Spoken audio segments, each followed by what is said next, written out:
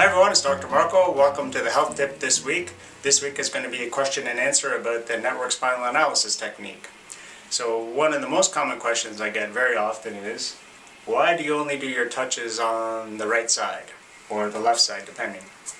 And so people say, oh, I hurt on my right, how come you're always touching my left side?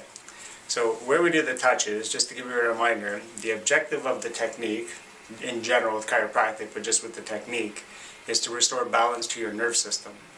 So we're not trying to treat your pain.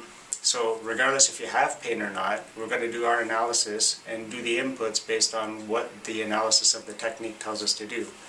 Because obviously there's a lot of people that come to me that are actually doing wellness kind of visits and they don't necessarily have any symptoms or anything, but we're just analyzing their nerve system to see if there's any way we can improve it, optimize it, and that kind of thing. So a lot of people, like if everyone says, well, I hurt on my right, how come you're just touching my left side? And I say, well, what if you hurt right in the middle? What would you be complaining about, right?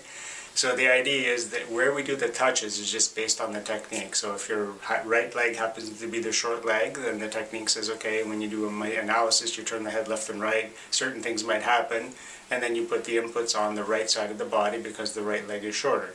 If your left leg was shorter, then we'd be putting the inputs on the left leg. If you happen to have both legs even, then I'd be doing contacts on both sides. So that's just kind of like the procedure of the technique. So it doesn't have anything to do with where you might be feeling pain or discomfort, because a lot of people don't have pain or discomfort, but they can still get help with this because they may have other things that having a healthy nerve system can help them with. So that's just to give you an idea of why we're working on you. So the technique has a certain hierarchy and procedure and protocol based on the analysis that we look at, and we just have to put in the inputs, and we put the inputs in on the side that the leg is shorter, basically. And so that's why I do those touches on that side.